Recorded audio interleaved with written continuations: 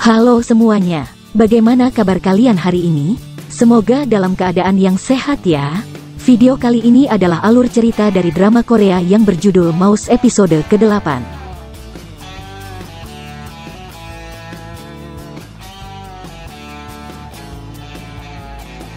Itu jangan lupa untuk subscribe channel ini agar kami makin semangat untuk upload video lainnya. Dan agar tidak ketinggalan update terbaru, jangan lupa untuk aktifkan tanda loncengnya dan jangan lupa juga untuk like, comment, and share video ini ya.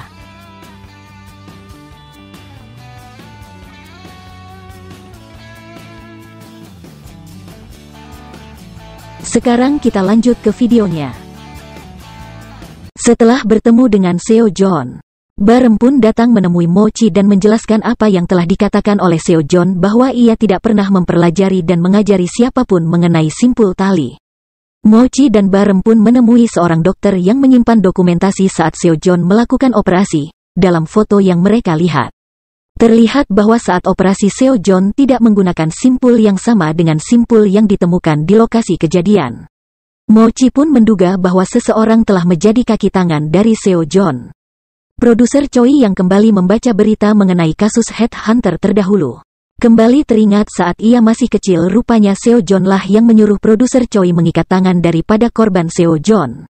Mochi bersama dengan Barem pun kembali melihat barang bukti dari para korban Seo Jon. Mereka berdua bahkan kembali mendatangi beberapa lokasi kejadian untuk mengetahui kecocokan motif yang dilakukan oleh Seo Jon terdahulu dengan pelaku yang saat ini masih mereka berdua cari.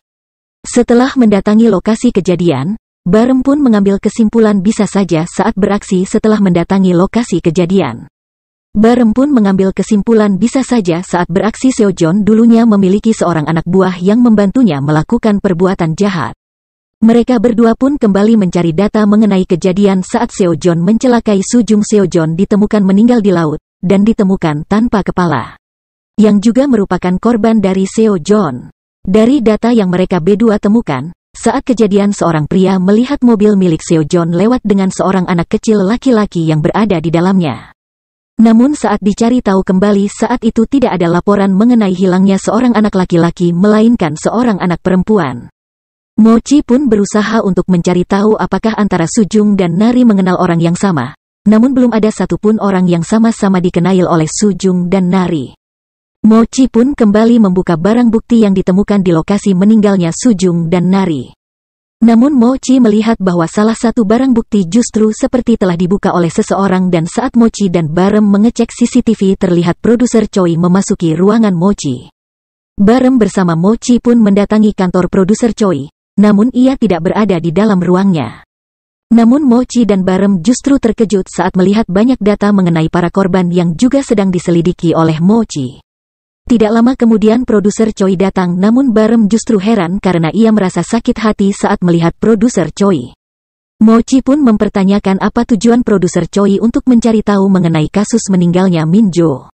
Awalnya produser Choi berusaha menyembunyikan apa yang sedang ia selidiki.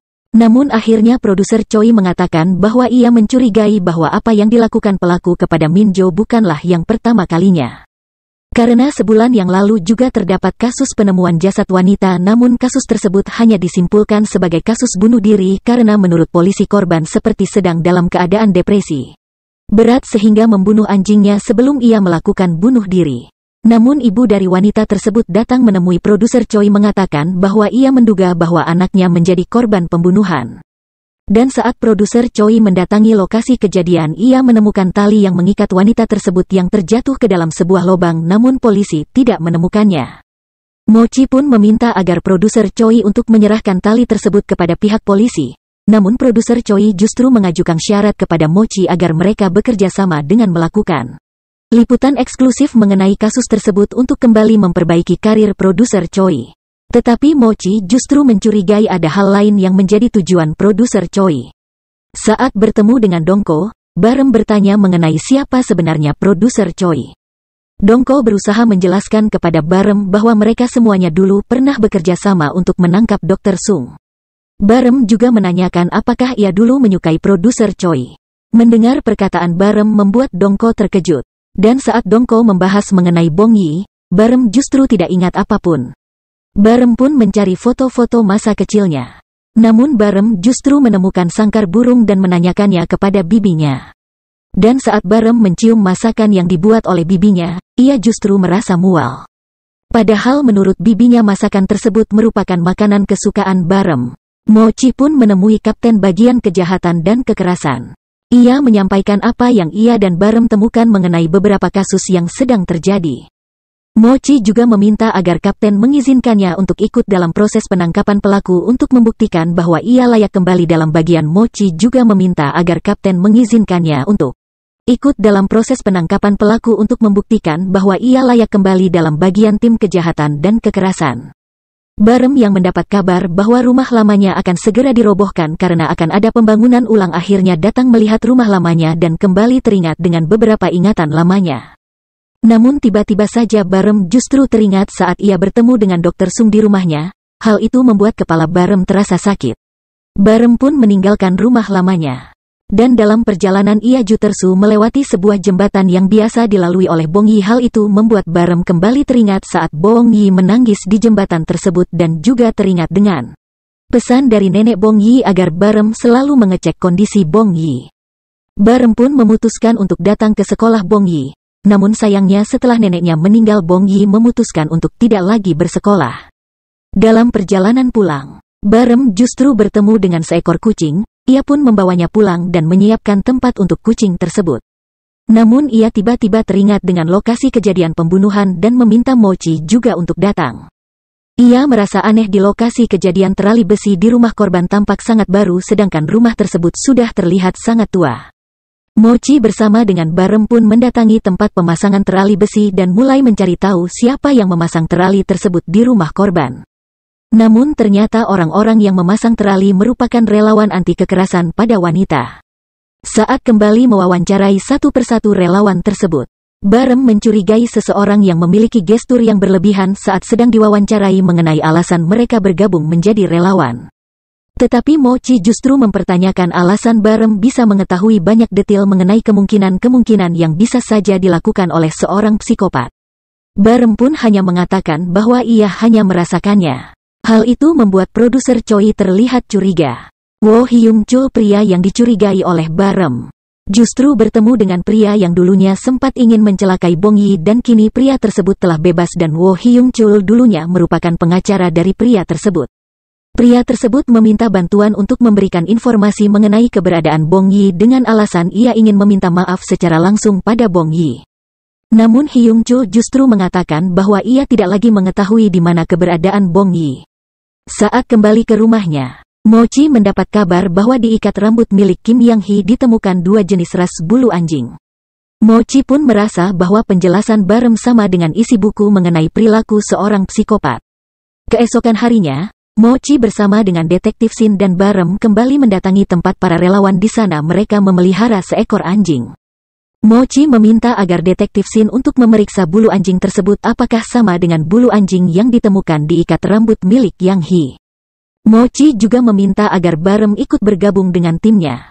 Saat Barem dan Mochi mendatangi kantor Wo Hyung-chul, mereka melihat seorang gadis keluar dari ruangan Hyung-chul. Barem pun menanyakan siapa gadis tersebut kepada salah satu karyawan yang juga bekerja di sana. Ternyata Hyung-chul membuka konsultasi gratis untuk para remaja yang kabur dari rumah mereka. Mochi menanyakan kemana Hyung-chul di tanggal yang diperkirakan tanggal meninggalnya Kim Yang-hee. Begitu juga dengan detektif Shin mendatangi beberapa tempat yang didatangi oleh Hyung-chul. Semua hal yang mereka periksa tidak membuktikan bahwa Yang-chul merupakan seorang pelaku kejahatan. Namun Barem masih berpikir bahwa Hyun-chul lah pelaku utamanya. Mochi datang menemui detektif Shin yang berada di kantor untuk menanyakan informasi apa yang didapat oleh detektif Shin. Namun tidak lama kemudian detektif Shin mendapat kabar bahwa handphone milik Jung Men-ho yang juga sempat dicurigai sebagai pelaku ditemukan dekat rumah dari korban bernama Hong Nari. Namun saat dilakukan interogasi, Jung Men-ho mengatakan bukan ia yang melukai Hong Nari. Ia hanya kebetulan lewat saat akan menuju ke rumah salah seorang temannya. Tetapi saat kejadian tidak ada seorang pun saksi yang melihat bahwa Jung Men-ho hanya melewati rumah Hong Nari. Polisi pun meminta agar Jung Men-ho memberikan nomor telepon dari Wo Jae-pil temannya tersebut, dan ternyata kapten mengenali Wo Jae-pil karena pernah menjadi seorang polisi. Namun saat dihubungi Wo Jaipil tidak mengangkat teleponnya. Mochi yang mendengar hal tersebut justru mendatangi kantor pusat sukarelawan, dan kembali melihat foto yang terpajang di dinding kantor. Ia pun menghubungi kaptennya dan meminta untuk berbicara dengan Jung Men Ho. Ternyata Wo Jaipil merupakan ayah dari Wo Hyung Chul yang juga sering ikut kegiatan sukarelawan namun tidak terdaftar di kantor pusat sukarelawan. Mochi pun mulai mencurigai bahwa Wo Jaipil lah sebagai pelaku utama. Saat sedang menghubungi beberapa orang yang menggunakan jasa pasang teralis untuk menanyakan apakah terjadi hal aneh kepada mereka, Barem justru melihat nama Bong Yi dalam daftar tersebut. Malam harinya, Barem mendatangi rumah Bong Yi, namun saat dipanggil tidak ada jawaban dari dalam rumah. Tetapi tanpa sepengetahuan Barem, Bong Yi sedang disekap oleh seseorang di dalam rumahnya. Dan saat Barem akan pulang, Bong Yi yang berhasil melepaskan diri pun berlari keluar untuk mengejar pelaku. Barem yang melihat hal tersebut pun ikut mengejar pelaku. Mochi yang masih berada di kantor pusat sukarelawan mengecek kandang anjing yang berada di sana dan menemukan sebuah bungkusan yang berisikan sebuah pisau. Sedangkan Barem dipukuli oleh pelaku yang sedang ia kejar. Dan tidak lama kemudian, Wo Hyung Chul datang dan membuat Mochi terkejut. Sementara itu Barem yang berhasil memukul pelaku justru teringat sebuah ingatan ia sedang memukul seseorang yang membuat kepalanya sakit. Hal itu membuat pelaku kembali berusaha untuk memukul Barem, untung saja Bong Yi datang dan memukul pelaku hingga pingsan. Mochi yang datang bersama dengan produser Choi langsung menanyakan apakah benar Wo Jaipil yang mencelakai semua gadis yang ditemukan meninggal. Dan menanyakan apakah ia juga mencelakai anak dari Kapten Park. Wo Jaipil pun mengakui bahwa ialah pelakunya. Hal itu membuat Mochi emosi, untung saja Kapten cepat datang dan menenangkan Mochi. Mochi menemui Bong Yi yang juga dirawat di rumah sakit tersebut. Sedangkan Barem masih berusaha mengingat kembali apa yang muncul dalam ingatannya. Dan saat ia kembali mencari Bong Yi, ternyata Bong Yi telah pergi. Namun dalam perjalanan pulang, hujan turun dan membuat Bong Yi kembali ketakutan. Barem yang ingat dengan pesan dari nenek Bong Yi pun berusaha menyusul Bong Yi. Dan meminta maaf karena ia sempat tidak mengingat Bong Yi. Kang Duksu yang sedang makan justru melihat berita mengenai Bong Yi yang diserang seorang pria. Pembawa berita juga menyebutkan alamat rumah Bong Yi yang ternyata berdekatan dengan rumah dari ibu Kang Duksu. Ia pun menghubungi ibunya dan menanyakan apakah benar Bong Yi tinggal di lingkungan yang sama dengan ibunya. Jika iya maka ia akan berkunjung ke rumah ibunya. Namun ibunya justru memarahi dan melarang Duksu. Hal itu membuat Duksu merasa curiga. Sedangkan Mochi bersama dengan Kapten menemui Kapten Park untuk menyampaikan siapa yang telah menghilangkan nyawa anaknya. Setelah mengetahui hal tersebut, Kapten Park pun datang ke rumah sakit menemui Wo Jaipil dan menanyakan alasan Jaipil mencelakai anaknya. Jaipil mengaku bahwa semua itu karena dendam kepada Kapten Park yang selalu bisa menangkap penjahat. Ia merasa iri dengan kehidupan Kapten Park. Mendengar semua perkataan dari Jaipil membuat Kapten Park marah dan berusaha mencelakai Jaipil. Untung saja produser Choi segera datang membantu. Setelah Kapten Park pergi, produser Choi justru menanyakan kepada Jaipil kenapa ia harus berbohong dengan mengatakan bahwa ia pelakunya, dan menurut produser Choi pelaku sebenarnya bukanlah Jaipil. Sementara itu, tanpa sepengetahuan Bong Yi, Kang Duksu justru menyuruh seseorang untuk mencari tahu keberadaan Bong Yi. Bong Yi menghubungi Barem untuk memastikan bahwa mereka berdua akan bertemu. Bong Yi juga meminta bantuan dari Barem untuk mengambilkan kembali bros yang ia buat untuk neneknya yang masih berada di kantor polisi. Namun saat Barem datang ke ruangan penyimpanan barang bukti, Mochi tidak berada di dalam ruangannya. Barem pun masuk karena ia sempat melihat sandi pintu ruangan tersebut. Baruam pun berusaha mencarinya sendiri namun ia justru menemukan foto Song Suho yang merupakan korban dari Dr. Sung. Namun kejadian saat Dr. Sung memukul Song Suho justru muncul dalam ingatan Barem. Sedangkan produser Choi justru datang ke sebuah rumah. Namun saat wanita pemilik rumah datang ia justru kabur. Barem akhirnya menanyakan kepada Mochi siapa Song Suho dan apa yang terjadi kepada Suho. Karena sering mengingat sebuah kejadian yang tidak ia ketahui, Barem pun menemui dokternya. Dan menceritakan apa yang ia alami. Namun dokter justru mengatakan bahwa apa yang Barem alami karena sebelum kejadian Barem sering membawa berkas milik Dr. Sung yang membuat Barem kini sulit untuk membedakannya. Dokter pun memberikan Barem obat, namun Barem justru merasa bahwa ia pernah melihat obat yang sama. Barem pun meminta izin kepada Mochi untuk kembali melihat barang bukti dari para korban Dr. Sung. Salah satunya Jo Mi-jung. Ternyata di lokasi meninggalnya Jo Mi-jung ditemukan obat untuk menyembuhkan anoreksia, obat yang sama dengan apa yang Barem konsumsi dari rumah sakit. Barem pun menghubungi ibu dari Jo Mi-jung dan menanyakan apakah Mi-jung pernah melakukan operasi otak dan siapa dokter yang mengoperasinya tersebut. Barem pun kembali menemui dokter yang merawatnya yang ternyata juga merawat Mi-jung. Dokter pun menjelaskan bahwa Mi-jung tidak menderita anoreksia melainkan obat tersebut dikonsumsi untuk mengobati trauma pada otaknya karena cedera akibat kecelakaan dan juga kehilangan indera penciuman. Hal itu juga yang membuat Mi-jung mengalami penurunan berat badan, namun Dr. Sung justru berpikir bahwa Mi-jung menderita anoreksia dan mencelakainya. Barem juga menanyakan mengenai kondisinya yang kini tidak lagi bisa memakan makanan yang dulunya merupakan makanan kesukaannya. Namun menurut dokter itu tidak ada hubungannya dengan kerusakan otak yang pernah Barem alami. Tidak lama kemudian Bong Yi juga datang ke rumah sakit yang sama untuk memeriksa lukanya. Bong Yi yang bertemu dengan Barem menanyakan apa yang Barem lakukan di rumah sakit. Barem mengatakan bahwa ia bertemu dengan dokter yang telah mengoperasinya. Namun saat dilihat oleh Bong Yi, menurutnya yang mengoperasi Barem bukanlah dokter tersebut melainkan seorang dokter yang terlihat jauh lebih tua.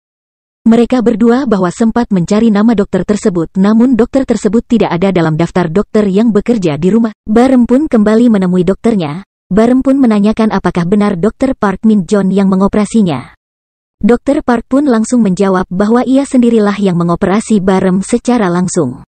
Namun Barem justru merasa curiga dengan sikap Dr. Park.